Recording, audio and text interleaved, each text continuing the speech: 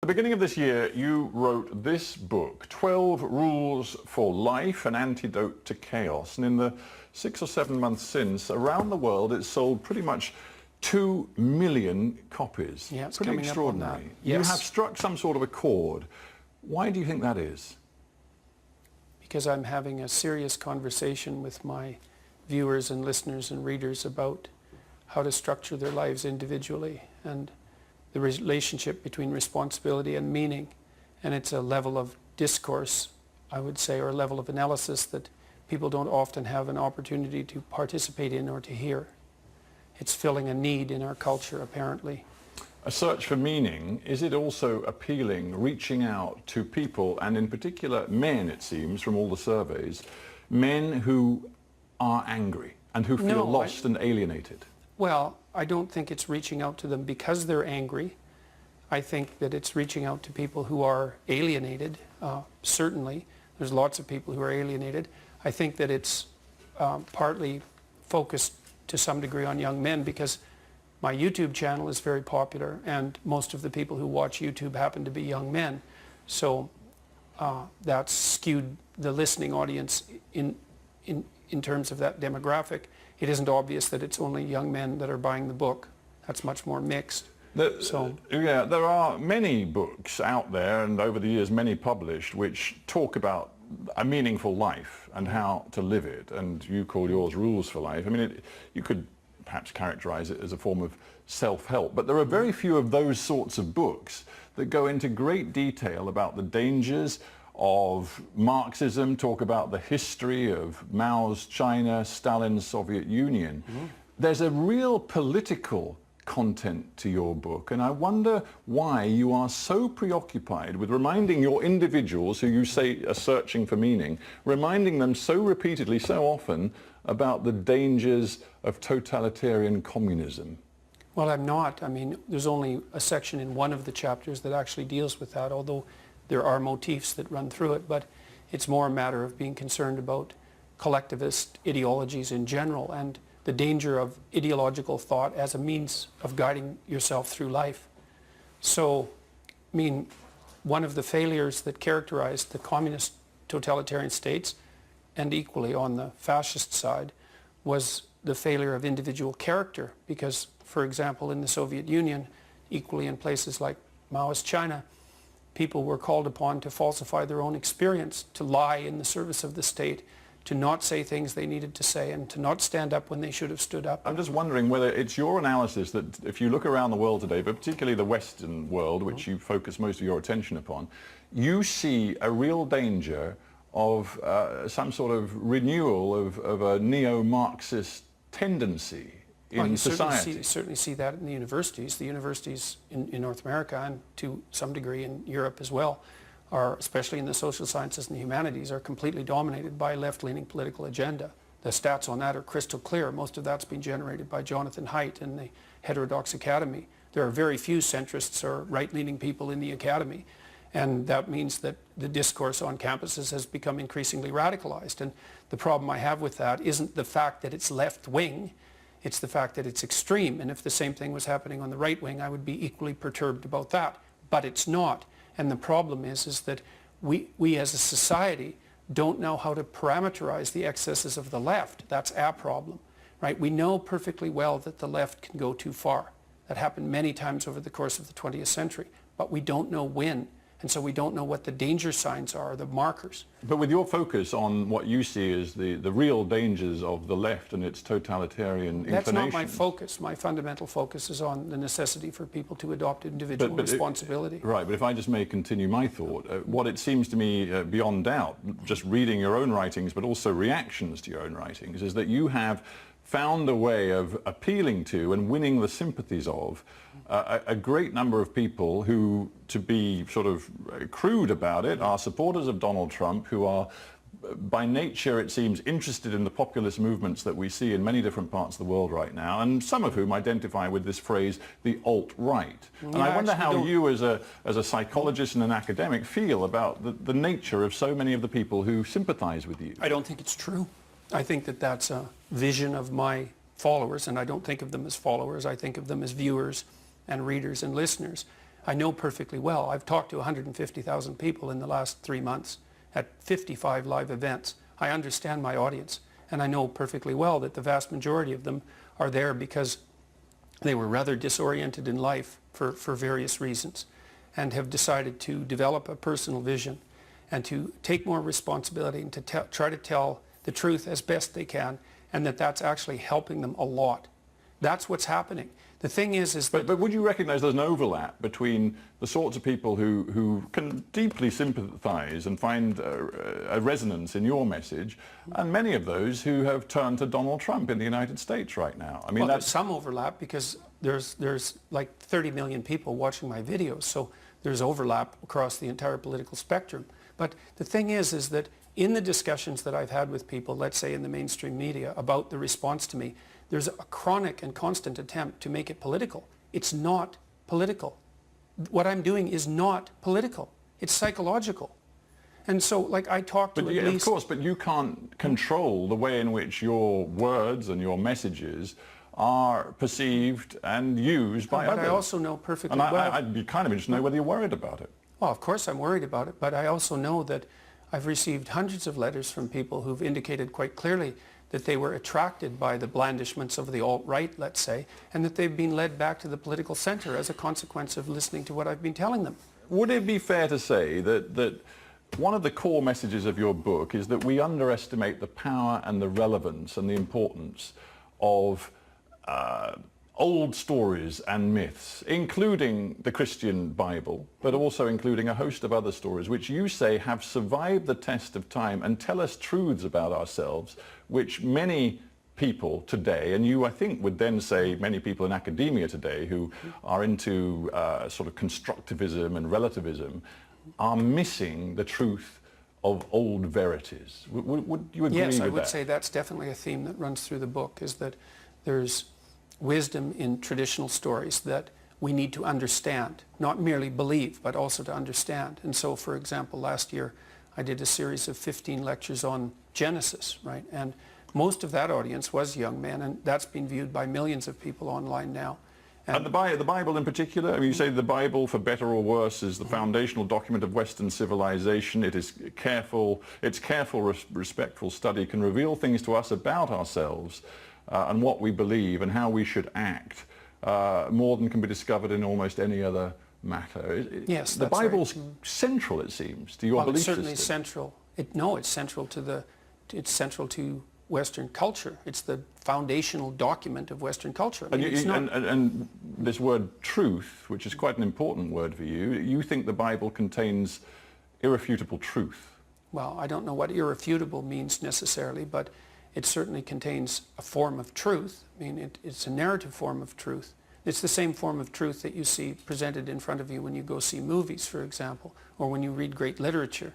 Well, movies are fiction. I mean, yeah, but look, we wouldn't be able to rank order fiction in terms of its quality if it didn't bear some relationship to truth. But I suppose, as you know, this show is aired right around the world, has millions of viewers who, of course, are not from a Christian tradition at all, not from any Western tradition. They may be Hindus, they may be Muslims, they may be animists. But how can they, therefore, relate to your 12 rules for life when they are so wedded to the culture and the traditions and the truths, as you would put it, of the Bible? Well, I also draw on other traditions extensively throughout the book and also in my first book, but the attitude that I'm taking towards the stories that our culture is predicated on is one that people from all over the world find engaging. So it's because these stories are deep enough and significant enough so that there's plenty of room at the table for everyone to have an intelligent discussion about them. And I'm not necessarily saying that I'm not saying at all that there isn't wisdom to be derived from other traditions, but I do see destabilization in our own culture about our fundamental values, and because our values, at least in part, were derived from Judeo-Christian writings, then it's useful, as far as I'm concerned, to return to them to discover what they mean. All right, so we've heard from you your fear of totalitarianism as you see it evidenced in the 20th century. We also know that you regard the Bible as a foundation stone of your thinking. Here's what a fellow Canadian philosopher, Paul Thagard, has said about what he sees as the weakness in your argument. He says, Peterson assumes that the only alternative to religious morality is some form of totalitarianism or despondent nihilism. But secular ethics have flourished since the 18th century and even before. He talks about David Hume, Immanuel Kant, Jeremy Bentham. You don't seem to give any real importance to these sorts of secular ethicists. I don't think that's true at all. I think that I have great respect for Enlightenment doctrines, and it's clearly the case that our current rather fortunate situation economically and politically is the consequence of something like a marriage between these old stories and the fundamental traditions that are in them and the Enlightenment doctrines upon which countries like England, for example, are founded.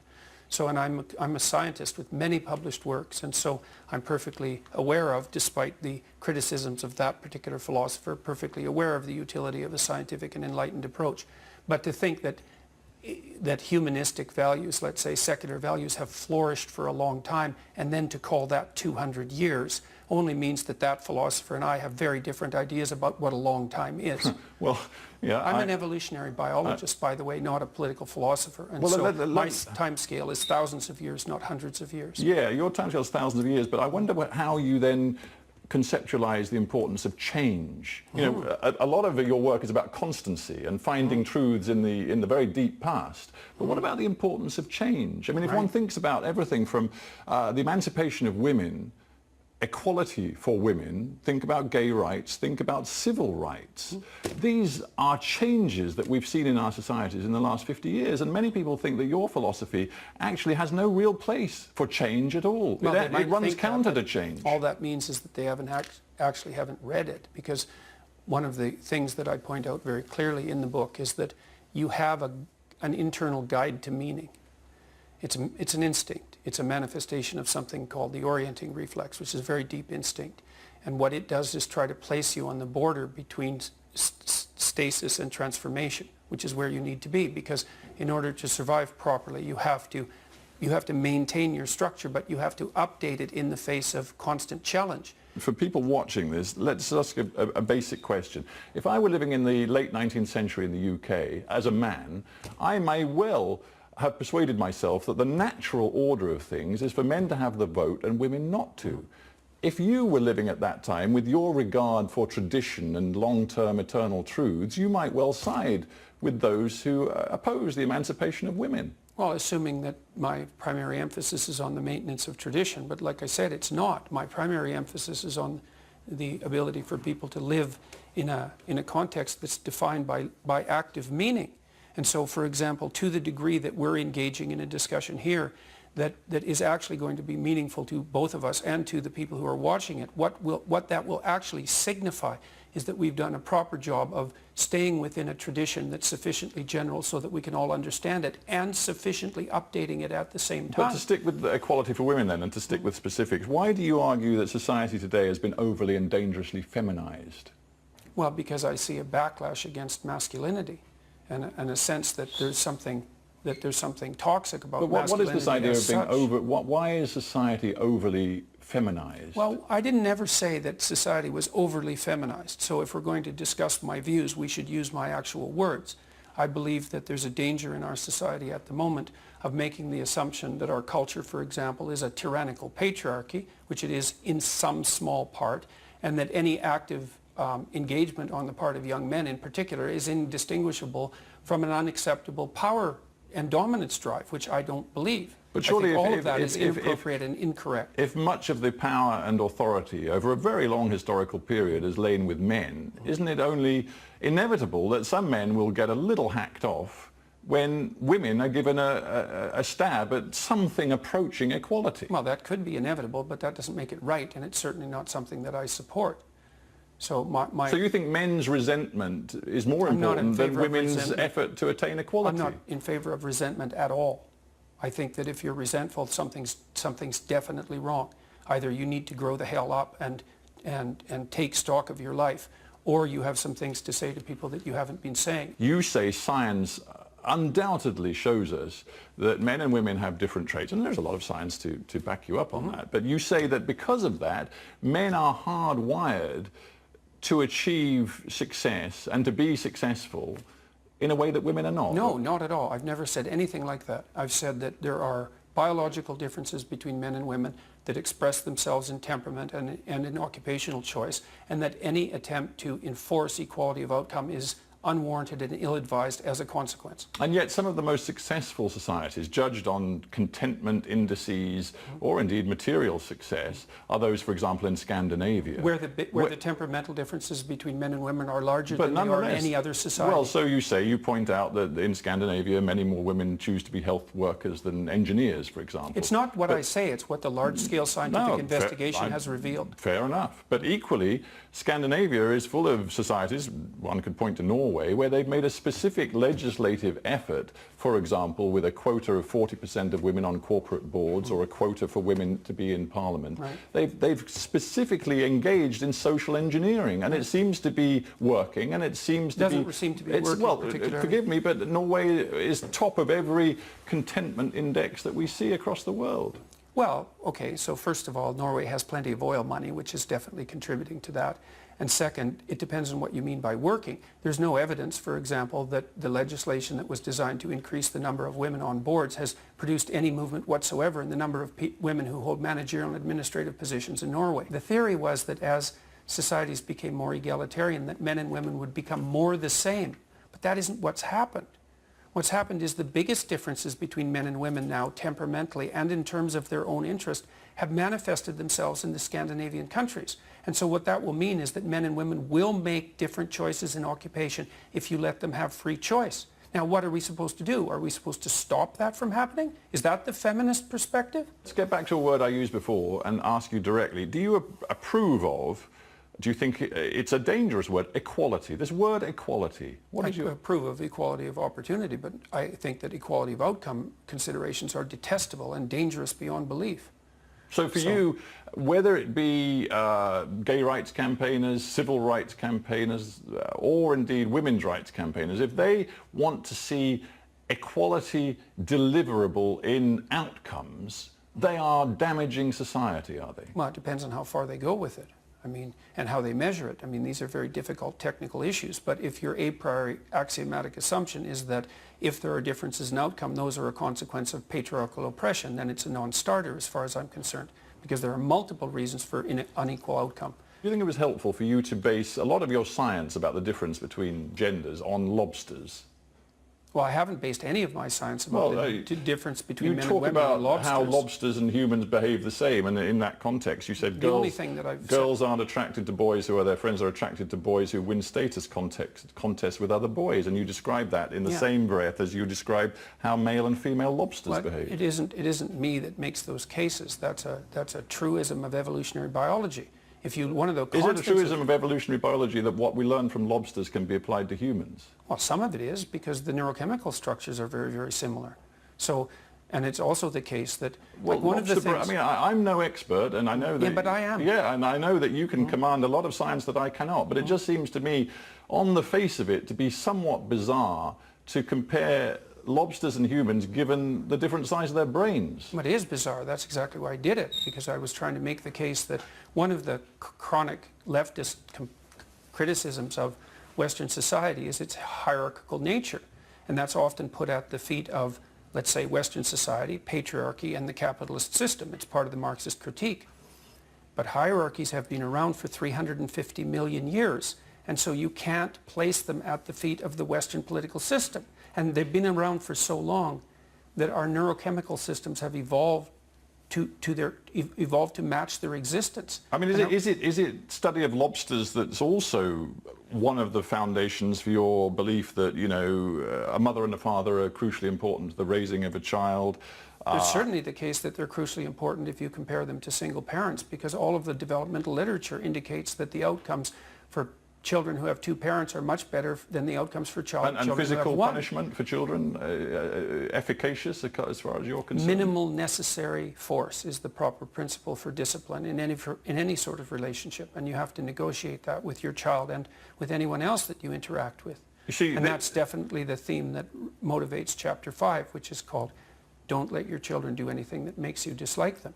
So obviously discipline for children is necessary, and negotiating how that's going to be done is very difficult. It is interesting. I mean, you are an advocate, in essence, for toughening up, for, I mean, you say things like, you know, men have to, I don't know if you ever use the phrase, but others do, man up in a way that they consistently fail to do. Actually, I usually mention that they should stop being pathetic weasels. Pathetic weasels, yeah, right. So I guess that would fall into the toughen up category. So I suppose one odd thing about you and the way that the public debate around you has worked out is that you seem so brittle and thin-skinned about criticism.